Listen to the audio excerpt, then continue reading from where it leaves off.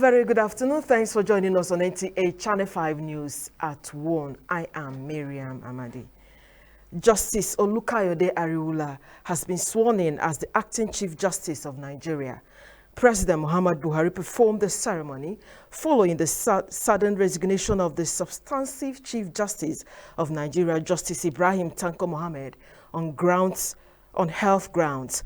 The brief but colorful ceremony was witnessed in solidarity by several justices of the Supreme Court.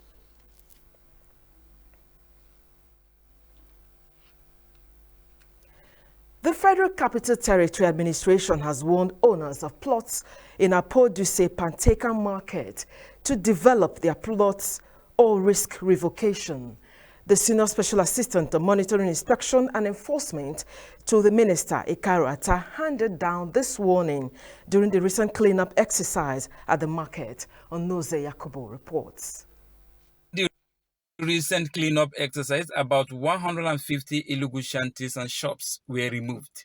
The Senior Special Assistant on Monitoring, Inspection and Enforcement to the FCT Minister, Ikaru Attah, reminded owners of the plots to endeavor to develop their plots or risk revocation, as the administration will only give 1 month grace. We returned back today for a mop-up exercise, and we are not too pleased that somehow most of the allottees here have not taken possession of their plots of land, and that for the FCT minister is indeed very, very unpleasant, very unwelcoming, because the minister is very bitter. The minister is very unhappy that he is spending state resources in actually carrying out this cleanup exercise in terms of buying diesel, in terms of servicing the machines, in terms of even paying personnel, certain allowances here.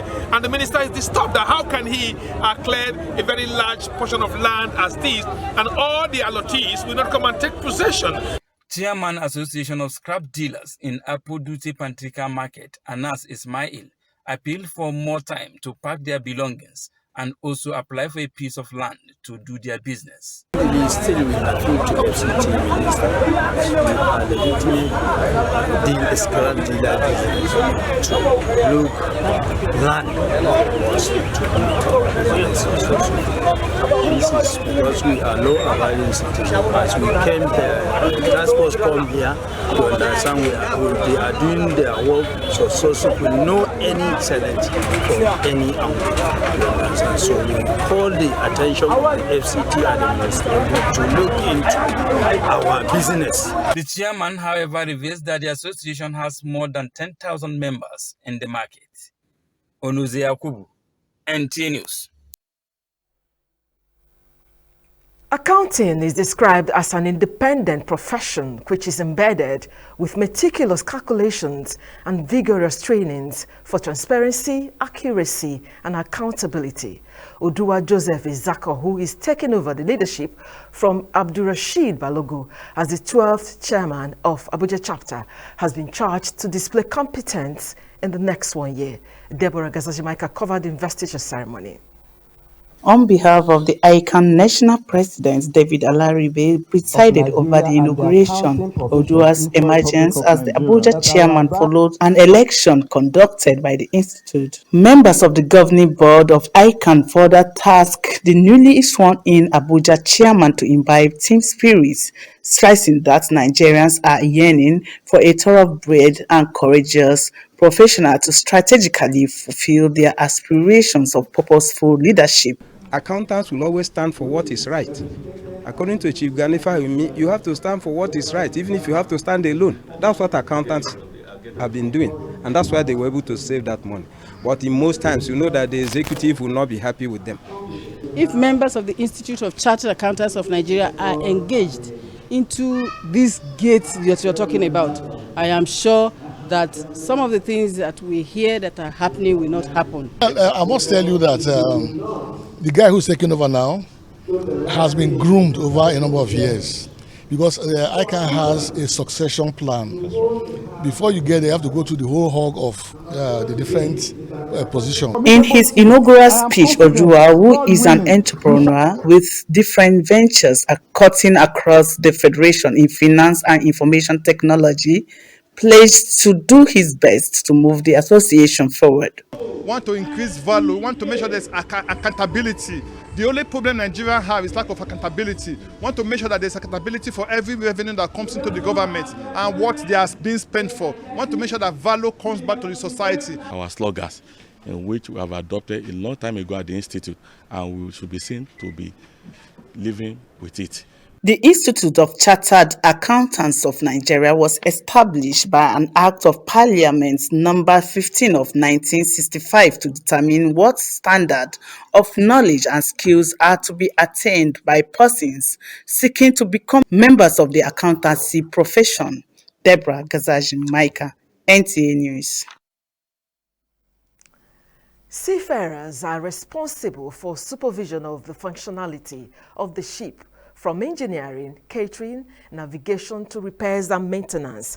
They travel around the world ensuring safety of goods, yet they are unnoticed by majority of beneficiaries. Correspondent in this report takes a look at the theme of 2022 Seafarers Day, which is your voyage, then and now. Share your journey. The work of a seafarer is as exciting as it is challenging. I feel great. I feel proud to belong to a noble profession that involves seafaring. The dream of every Navy personnel to sail always. Also, there is a saying that join the Navy and see the world. So for me, it was a total accomplishment of those aspirations of a Navy personnel. During the voyage, we visited 5 port cities and we had great interactions with people from those countries. Honoring on the sacrifice of the seafarers, this year's theme focuses on the seafarer's voyage and how it has evolved over time in terms of better technology and skills. Seafarers are major stakeholders within the maritime sector, and of course it is important that their activities are conducted in a safe and secure environment. The good news is that the Nigerian Navy commenced survey of Nigerian waters in a systematic way, using state-of-the-art survey equipment on board Nigerian Navy ship Lana. Now the implication of this is that the Nigerian Navy is now producing up-to-date charts and publications for seafarers to use within our waters. This year's commemoration also creates opportunity to uncover some of the challenges seafarers face and how they are being resolved. The main challenge, I must tell you, seafarers face is the issue of insecurity within the maritime environment, where they carry out their legitimate businesses. Consequently, the Nigerian Navy collaborates with critical stakeholders, both locally and internationally, to ensure a more secure maritime environment. And further to this, the suppression of piracy and other Maritime Offences Act of 2019 is instructive. Seafarers like Sani and Anthony perform one of the toughest jobs, navigating through rough seas. Without them, global trade will come to a standstill. Science, technology, and innovation rule the world. Their mastery has unleashed economic prosperity in many countries, guaranteeing a good life for citizens. And it is for this reason, investment in educational research and innovation is a crucial approach to nation building. Framapine in this report takes a look at reviving research in schools for advancement. Generally, the importance of research in Nigeria cannot be overemphasized, as its importance ranges from introducing new ideas, helping with better discernment, getting the best information, expanding one's knowledge base, problem solving, and building one's general capabilities. Most of the researchers that should have brought about great development in the educational sector and in the nation as a whole have not been fully implemented because of many challenges, of which funding is on the top list. Educational research is very, very important. In fact, it's a core to any country's development, because investment in educational research is not just about investing on individual. It's equally investing on a country's economy. Because we all know that education is the pathway to economic development. It will also create more job and more employability and also more development. And it will also attract foreign investors and all that. Our educational policy, program, content cannot remain static. So research is very vital if education must remain relevant to the society it serves. So as our values are changing, as our desires are changing, as our development goals are changing, so also our educational system must continue to also change to reflect the values of our society. To meet these challenges, there is a need for a drastic and far-reaching reform in the educational policies and programs of the country. This is because investment in education brings a greater increase in human capital and resource. Since this administration came on board, okay, Church Fund has refocused all its interventions from building classrooms and all this kind of thing to now intense research. You know, I know that Church Fund has now gone full-blown in the area of funding national research. They have created what they call NRF, National Research. It is acknowledged universally that research and innovation are the bedrock of the successful development of countries around the world. Nigeria is projected to reach over 400 million people in 40 to 50 years, and a country this size cannot be expected to survive without cutting-edge technology. In Abuja, from Apanyi, NTA News. Abuja, as a capital city of Nigeria, has a growing population and as such generates refuse on streets, markets and work areas, which requires immediate evacuation for clean and healthy environment. Aisha Bashir in this special report takes a look at Dick streets with clogged drains. On this street, there is a long concrete drainage, parts of which are filled with slimy polythene bags, plastic bottles and other waste materials. The concrete slabs are broken and dirty water seeps into the road. It is of many blocked drainages, posing an environmental health hazard to society, which must be urgently tackled to curb pollution. We have to begin by education, awareness, to our wards, to our children, that will be able to do this, to have a wonderful environment that is free of blocked drainages, that is free of all manner of diseases, that is free of all sorts of pollution. Some Nigerians blame poor maintenance of drainages in parts of the city as giving rise to sanitary condition that poses danger to people's health. I realize that it's not the government that fill it up. It's our careless way of living that gets filled up, get it blocked.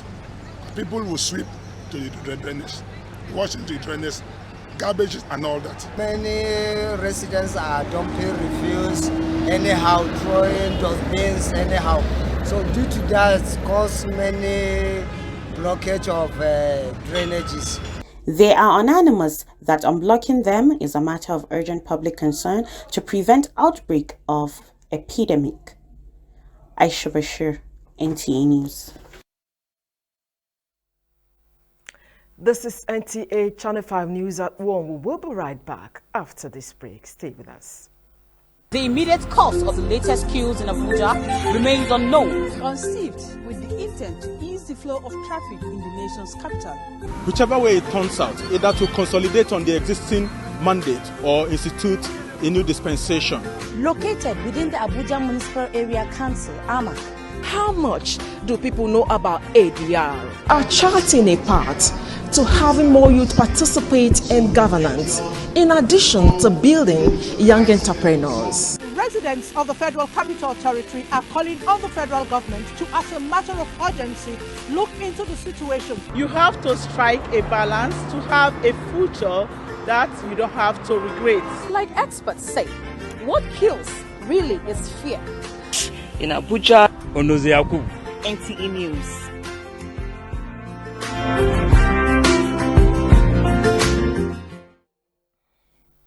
Thanks for staying with us.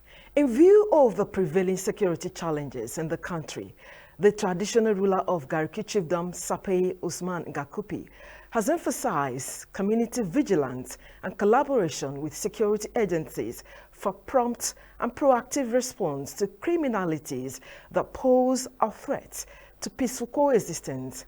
Abdullah Hajia reports that the meeting of the Sapei with district and village heads as well as religious leaders agreed on new modalities for improved security surveillance. As shepherds over their respective communities, the Sapei told district and village heads to be more alive to community policing that will assist the conventional security agencies to be more effective to overwhelm criminals. Parts of the resolutions was for landlords to know their tenants and visitors. We invited them to remind them that we are stakeholders.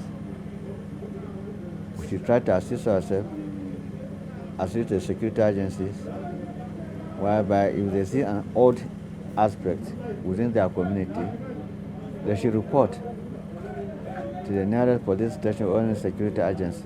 All hands have to be on deck. Let us put down all our arms and then allow peace to reign. Also brought to the front burner is the awareness for the leaders of thought to mobilize their subjects to obtain their PVC so as to participate in the forthcoming general elections. We have to let them know that the INEC has extended some days for registration. So we are requesting all of us, those who have not got the voters card, especially from the age of 18, they should all come out to collect their voters card. Meanwhile, in an unprecedented royal collaboration, the Egbere Emere of Eleme Kingdom in Rivers State visited the Garki monarch for the first time in the history of the two kingdoms, which was meant to cement cultural relationship and mutual ties between the two natural leaders. I'm so amazed by seeing that even when development is taking over everything about you people, you still hold down to your value and you have peace in abundance on this land. You have to celebrate yourself.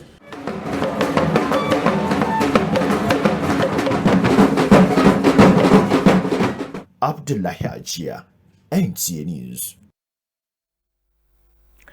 Meanwhile, traditional rulers in the Federal Capital Territory say they are ready to adopt modern farming technology to improve farming activities in their domain.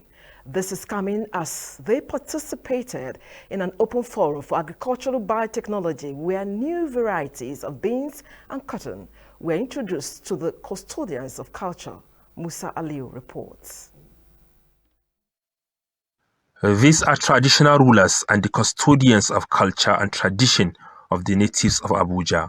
They are here to discuss agriculture, a culture they cherish the most. And biotechnology and agricultural development is the center of discussion. We have invited you here today to inform you about the latest innovation, about an emerging innovation Nigeria has embraced in providing affordable, safe and nutrient-rich food. New varieties of seeds that are drought-tolerant, pest-resistant, with high yield were introduced to them. Because we are talking of benefits, farmers must have this benefit, and the varieties must be separated so that they are not mixed, so that we will not be talking of fake seeds.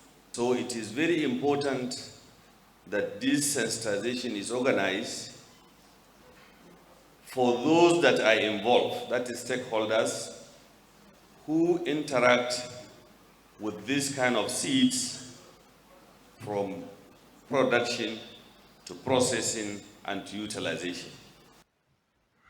The main objective is for the traditional rulers to further educate their followers on the advantages of modern farming technology, especially the adoption of biotechnology. The agency should do just one thing, ensure that the seedlings they are presenting to the farmers in Nigeria are properly, scientifically check. Amended. National Biotechnology Management Agency assured the participants that all seeds approved for commercialization are safe for human consumption. Musa Aliyu, NTA News.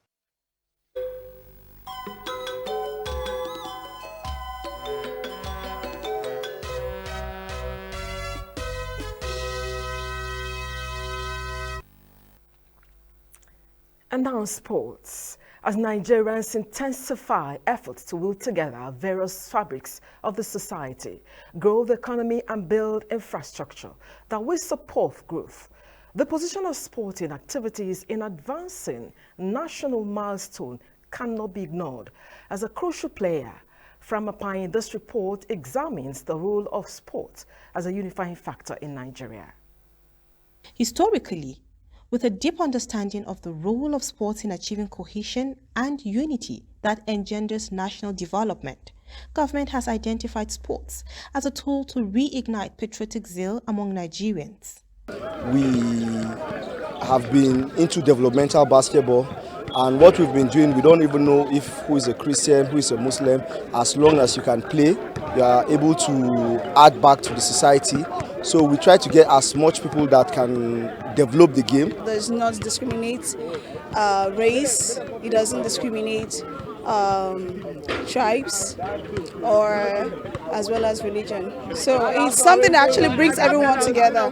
If you look around now, you see that most people that are here, they're not the same tribes or the same religion. But when we are here, nobody thinks about all those. All we think about is basketball.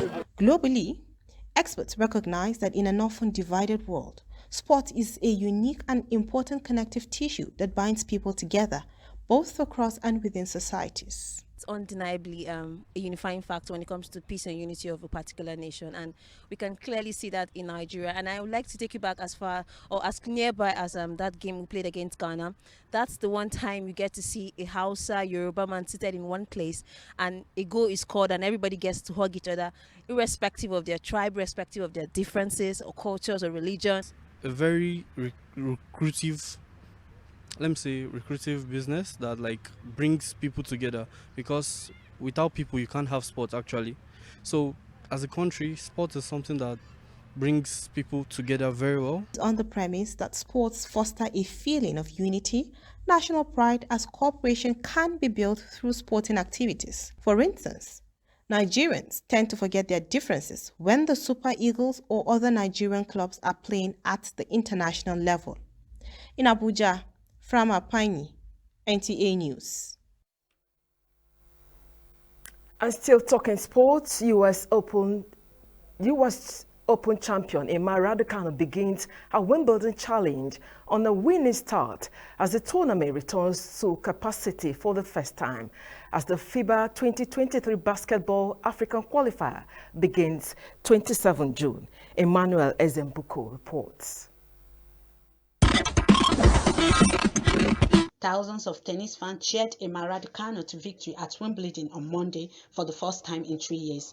The 19-year-old defeated Belgian Alison van Lietvanck in straight sets on her center court debut. 20-time Grand Slam champion Novak Djokovic on Monday reached the second round of Wimbledon as he defeated Sun Wukong after he secured a 6-3, 3-6, 6-3, 6-4 victory against his world number 81 ranked opponent, bringing him to a 22nd consecutive win at SW United. Talking basketball, the FIBA Basketball World Cup 2023 qualifiers for the African region is slated for July 1st to July 3rd and will take place across Abidjan, Cote d'Ivoire, Alexandria, Egypt, and Kigali, Rwanda. With all groups having played only 6 out of their 12 matches, the next 24 games will be critical in determining the final teams that will be advancing into the second round. As it stands, South Sudan and Cote d'Ivoire are the 2 teams left unbeaten, suggesting more twists and turns yet to be unfolded before the close of the third window. With Sports Brief, Emanuela Ezembuko, NTA News. Many thanks, Emanuela. And on that, we conclude the news at 1. We thank you for watching. Join us at 7 for more news. Good afternoon.